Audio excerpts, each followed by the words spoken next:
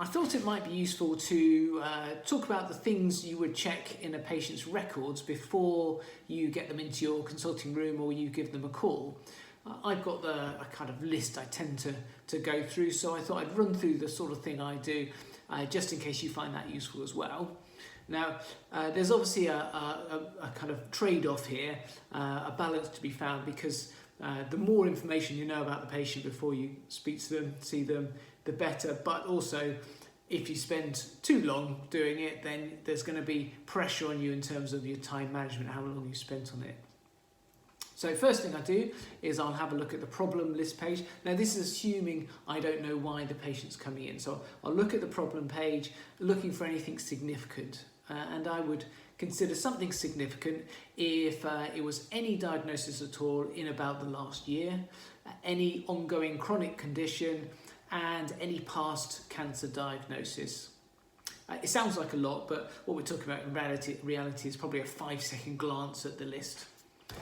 I then go to the medications page, and again, glance at the medications, just kind of make a mental note of what sort of medications they're on. And then I will go to the consultation screen. So within that, I will look, when was the last time they were seen and what was it for? If it was more than about 3 months or so, I'll probably just make a mental note of what it was for, but not look into any detail.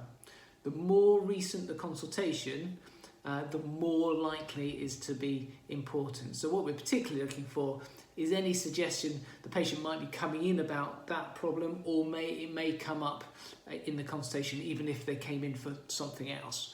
So anything suggests it's something that's been ongoing for a while, maybe it's been several, you look back and there'll be several consultations, anything to suggest that the kind of treatment hadn't been finished or the investigations hadn't been finished. Maybe tests have been done and they hadn't come back again, or the last thing said try this and then review in a certain length of time, might suggest they're going to be bringing that up.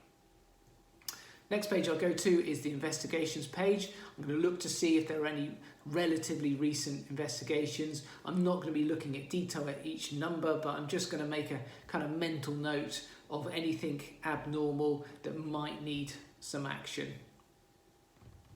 And the last thing to look at is the letters. So that's the scanned letters, and to see if there's anything very recent that might be relevant. So, for example, you don't want to be caught out. A patient's written a 2-page, 3-page letter about their symptoms. It's been scanned on 2 days ago and you haven't read it. And they've come in and they said, what do you think of my letter? And you had no idea. So you don't want to be in that position. You want to check there's nothing recent.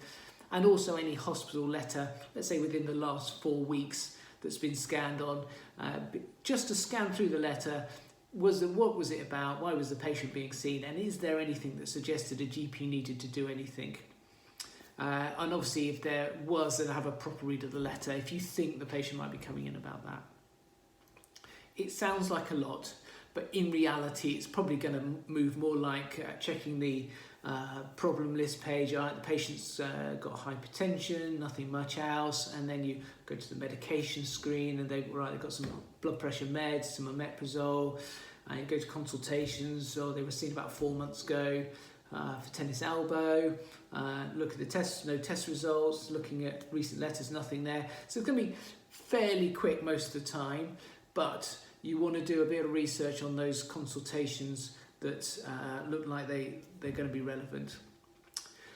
If you know why the patient's coming in, you still follow the same scheme, because you don't want to be caught out by a patient coming in about a thing and then actually they've got something else which was the main thing, or they say, oh, and what did you think of my blood test last week, or did you see the hospital letter? What did you think of that? So you kind of, even if you haven't read it in detail, you want to be able to know what they're talking about. Oh, I saw that, and actually there was something I wanted to ask you about. Or patients want to know that you know something about them, that you're not completely blind. Doctor didn't know anything about me is something you often hear as a complaint from patients.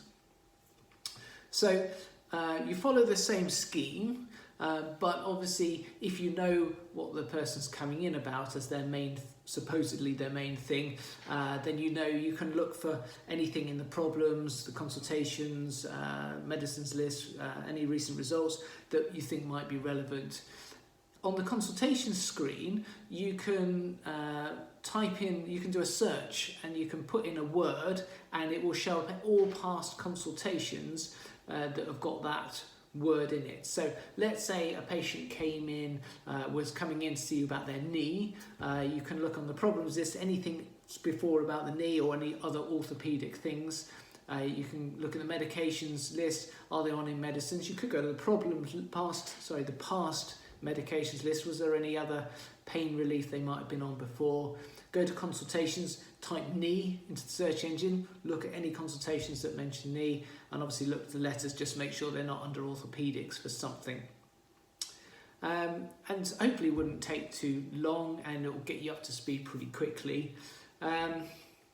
Just one other thing I think it might be worth looking at is, if you haven't done this before, go on the medication screen and see what else you can look into regarding medication. So if you click on, I mean, certainly this is an EMIS, but hopefully the same for the other systems. If you go into, if you click on the drug and click drug history, you can see when it was first prescribed, which might help go back into the consultations and work out why, if that was relevant. That often happens during the consultation rather than before. You can look at how often it's prescribed. Now this is really important for asthma reviews, because you can click on the salbutamol or the Clenil and show how often was that prescribed. Is the person compliant? How often are they really using it? And in past medicines, you can, rather than just say the patient's got hundreds, you can click on drug group, and that will bring together all the cardiovascular medicines and all the respiratory medicines, which can be useful. Okay, I hope that was useful. If you're at work at the moment, it might be useful to run through the computer system as I've been talking,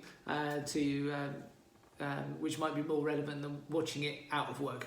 Okay.